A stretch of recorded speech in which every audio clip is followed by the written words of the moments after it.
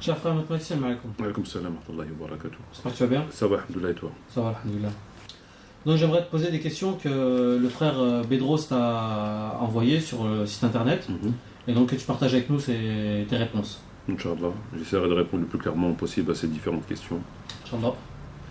Donc avant tout, a'udhu billahi minash shaitanir rajim, bismillahir rahmanir rahim, wassalatu wassalamu ala sayyidina Muhammadin wa ala alihi wa sahbihi ajma'in, wassalamu alaykum wa rahmatullahi wa barakatuh. Donc le salam à tous nos frères et sœurs qui nous écoutent et le bonsoir aux éventuels non-musulmans qui nous écouteraient notamment les renseignements généraux. Et je te remercie. Donc avant tout, je tiens à m'excuser auprès de certains frères qui m'ont envoyé différentes questions sur le site d'édition Les 12. Donc j'ai pas eu le temps de répondre parce que j'étais absent et je le ferai dès que possible, Inch'Allah, c'est-à-dire durant la semaine, Inch'Allah. Donc, alors je te pose ces différentes questions et j'essaierai d'y répondre. Ok. Donc, première question, quel est le statut des juifs? Faut-il négocier avec eux? Le statut des juifs et des chrétiens, donc Ahl al-Kitab, est connu et mentionné dans le Coran et dans la Sunna. Donc sur ce sur quoi Dieu et son prophète sont prononcés, donc il est hors de question bien sûr de l'annuler ou de le corriger. Maintenant, bien sûr que la négociation est toujours la bienvenue, c'est toujours mieux que l'affrontement et la violence, etc., etc. À une condition que la négociation ne va pas à l'encontre du Coran et de la Sunna sur des choses qui ont été établies et reconnues. Voilà. Donc oui, à la négociation, à une condition que cela ne va pas à l'encontre de choses qui ont été établies par le Coran ou par le prophète. D'accord. Et est-ce qu'on peut faire intervenir un médiateur dans ces négociations-là? Je parle par exemple de l'ONU ou des États-Unis comme actuellement. Non, l'ONU n'a absolument aucun rapport à avoir avec l'islam et les musulmans, puisque l'ONU se réfère à d'autres textes, à d'autres principes, à d'autres lois. Donc c'est pas du tout la même chose. On peut faire intervenir différents intermédiaires, bien sûr. Ces intermédiaires doivent transmettre, doivent se faire l'écho des conditions que les musulmans ont à adresser. Voilà. Mais l'ONU n'a absolument aucun rapport, bien sûr, avec l'islam. D'accord, ok. Donc il est hors de question de passer par l'ONU. Donc d'ailleurs l'ONU n'est pas là pour servir les intérêts de l'islam et des musulmans. Il sert plus les intérêts des non-musulmans, et ça tout le monde le sait. Ce qui est un petit peu normal dans la mesure où même ils ne sont pas musulmans, donc ils vont pas mettre en application le Coran et la Sunna. D'accord. Deuxième question, que penses-tu de la lapidation? N'as-tu pas peur de te faire traiter de barbare? Ben non, je suis musulman, donc la lapidation, j'ai aucune raison de craindre de me faire traiter de barbare ou autre chose. Et les non-musulmans ne craignent pas de se faire traiter de pervers lorsqu'ils autorisent l'homosexualité, lorsqu'ils autorisent l'échangisme, lorsqu'ils considèrent que l'adultère n'est plus un délit, donc on peut commettre l'adultère sans encourir une peine quelconque. Donc je vois pas pourquoi moi j'aurais à rougir des lois, qu'elles soient coraniques ou prophétiques. La lapidation aurait été révélée par Dieu, c'est un verset qui n'est pas dans le Coran, il se trouve dans la Sunna. Le prophète et les compagnons après le prophète ont lapidé. L'adultère est quelque chose qui est quand même très grave. Donc une femme musulmane qui trompe son mari ou un frère qui trompe sa femme, etc., c'est pas rien. Elle est rigoureusement encadrée, donc il faut des témoins oculaires, enfin, etc., etc. Donc je vois pas en quoi j'aurais à rougir de la lapidation, mais vraiment pas. Je vois pas du tout en quoi. Au même titre que eux-mêmes, les non-musulmans ne rougissent pas de ce qu'on sait. Donc pourquoi j'aurais à rougir moi de... Okay. Si on considère la lapidation comme étant de la barbarie, comment on doit considérer le fait de reconnaître, de ne pas réprimander de l'adultère, par exemple? Comment on peut considérer le fait d'autoriser les plans échangistes? Comment on peut considérer le fait de légaliser le mariage homosexuel, etc.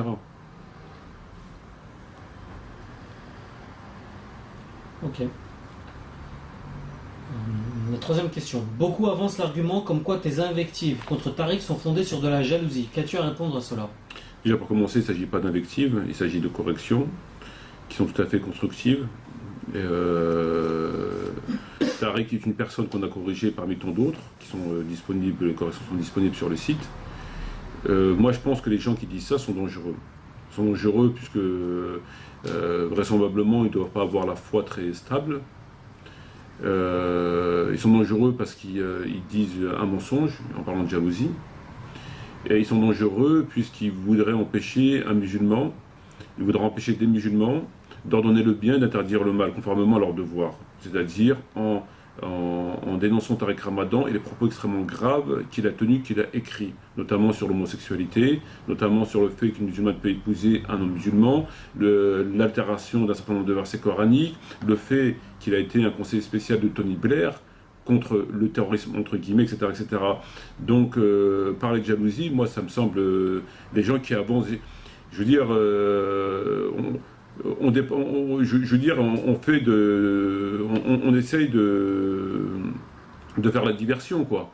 On a un problème devant nous qui est très clair, c'est-à-dire qu'on a un individu qui manipule, qui ment, qui tient des propos complètement hérétiques, et lorsqu'on vient pour le dénoncer, on nous dit non, ben il ne faut pas dénoncer, si tu dénonces c'est parce que tu es jaloux, etc. etc. Ça n'a pas de sens, ça n'a vraiment pas de sens. Est-ce que les corrections qui ont été apportées sont-elles recevables ou pas? Est-ce que les propos que Tariq Ramadan a tenus avec les références qu'on a apportées sont-elles vérifiables ou pas? La question est là. Le reste, ça n'a pas du tout d'importance. Lorsqu'on critique l'État d'Israël, on est antisémite. Lorsqu'un musulman critique certains textes dans le néo-sunnisme, il est chiite, etc. Ça n'a pas de sens. Donc les gens qui disent ça, à mon sens, sont dangereux. Les gens qui évoquent ce genre de raisons sont des gens dangereux. Alors qu'il ferait mieux de se tourner vers Tariq Ramadan pour lui demander des explications par rapport aux propos qu'il a tenus ici et là. Tu parles de critiques constructives, mais bon, dans certaines de tes vidéos, tu as quand même traité, je crois, d'hypocrite, ou même qualifié de non-musulman. Est-ce que c'est constructif?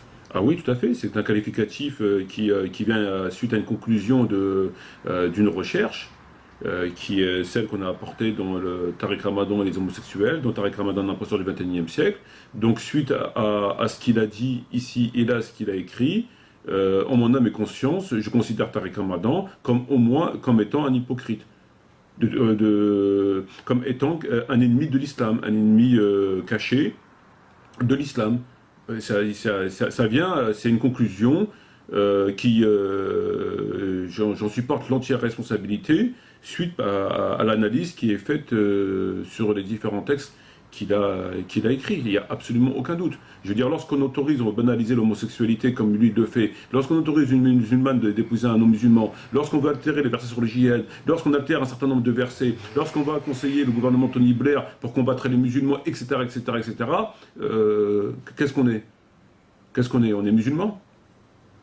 Lorsqu'on contredit ouvertement Dieu et le Coran et le prophète sur des choses qui ont été établies depuis toujours, qu'aucun savant de toute l'histoire de l'islam, qu'il soit sunnite ou chiite, n'a jamais remis en question, etc. Qu'est-ce qu'on est? Qu'est-ce qu'on est? Ça serait porter atteinte à mon intégrité et ne pas être sincère que de considérer Tariq Ramadan comme étant un musulman. Je veux dire, il y a un moment donné, il faut arrêter de plaisanter. C'est une conclusion qui est tout à fait juste, tout à fait prouvée, et que Tariq Ramadan est à mon sens au moins comme étant un hypocrite et pas n'importe quel hypocrite. Ok. À ton avis, pourquoi sont-ils si nombreux à suivre Tariq Ramadan en dépit de ces grossières erreurs théologiques? Il ne s'agit pas d'erreurs théologiques, même si elles sont grossières, il s'agit de manipulation. Ça n'a rien à voir avec des erreurs grossières théologiques, ça n'a aucun rapport, c'est de la manipulation. Je ne sais pas si les gens lisent Tariq Ramadan, si les gens ont lu nos différentes corrections, il s'agit de manipulation, ils manipulent les musulmans. Donc ça n'a rien à voir avec des erreurs théologiques, ça n'a aucun rapport.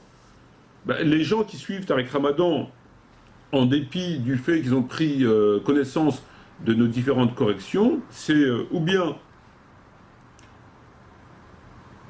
ils ne nous ont jamais lus, ou alors ils nous ont lus et que ça les arrange de suivre le discours de Tariq Ramadan.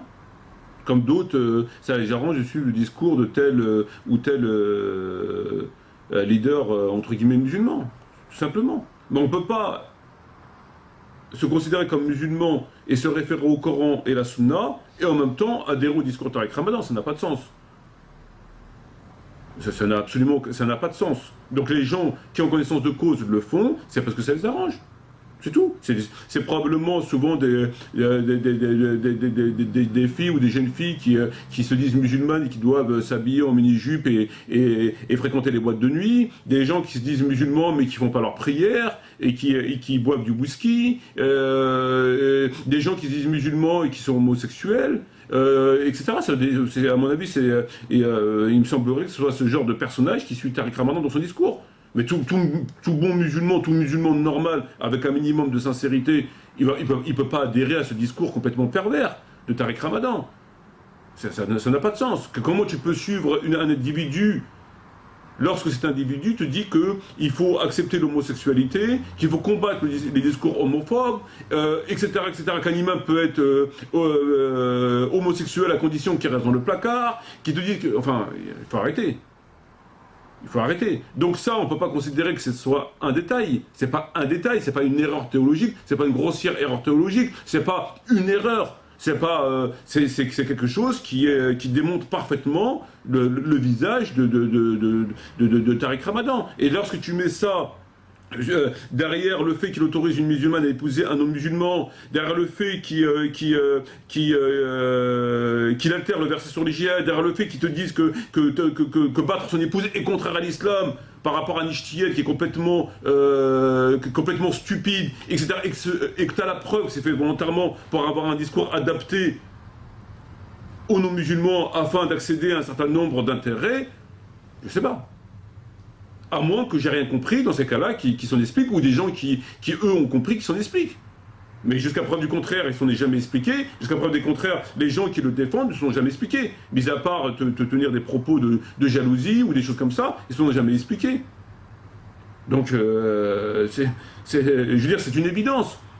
Tu ne peux pas rentrer en contradiction radicalement avec des textes qui sont fondateurs dans la religion, qu'ils ont reconnus, qu'ils n'ont pas été abrogés, qu'ils ont été appliqués par le prophète, par les compagnons après lui, et qui n'ont jamais été remis en question, et venir le remettre radicalement en question sur des choses aussi graves, je veux dire, ça se passe de commentaires. Ça se passe de commentaires. Je veux dire, le fait de polémiquer sur des sujets comme ça, et se faire défenseur un tant soit peu de Tariq Ramadan, c'est déjà tombé dans l'hypocrisie. C'est déjà faillir à son devoir. C'est déjà être faible dans sa foi.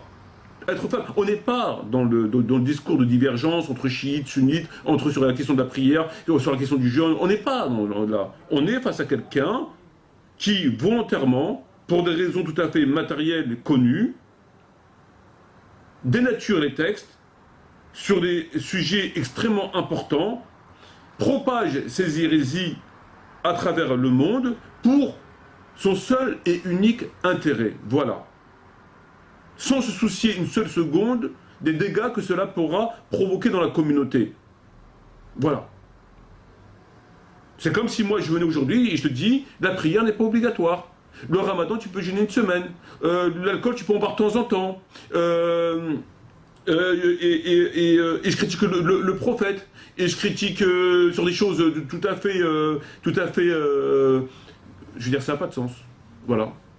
Et je défie quiconque d'apporter une réponse à cela, une réponse cohérente, une réponse, je défie quiconque. Et ça n'a pas été fait, ça ne sera jamais fait, puisqu'il n'y a pas de réponse, c'est la stricte et pure réalité.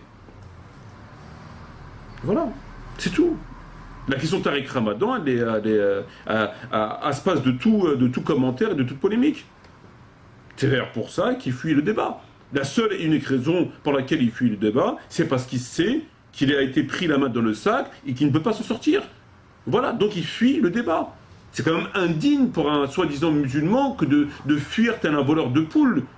Je veux dire, c'est quand même pas l'exemple du prophète de fuir le débat, les questions. Je veux dire, quand même la personne voudrait sur la publicité sur ton dos, ou voudrait un intérêt quelconque, quand même on t'adresse des questions, tu réponds à ces questions. C'est quand même la moindre des choses. On t'adresse des questions, tu réponds à ces questions. C'est le minimum qu'un intellectuel puisse faire. Le minimum, sans se soucier d'un intérêt soi-disant matériel, etc.